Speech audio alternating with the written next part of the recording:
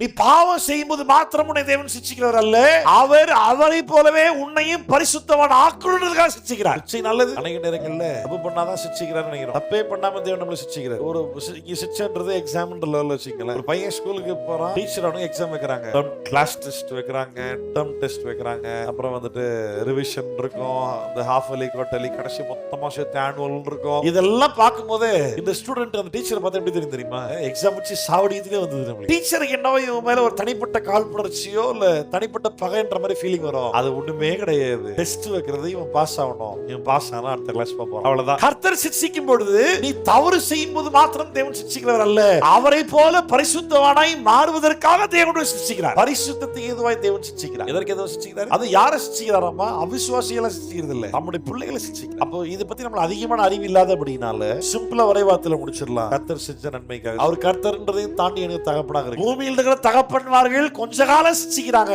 இவர் நம்மள பரிசுத்தத்தில் பூர்ணமடையும் வரைக்கும் அவர் நம்மளை சிட்சிக்கிறவராக. அல்லேலூயா.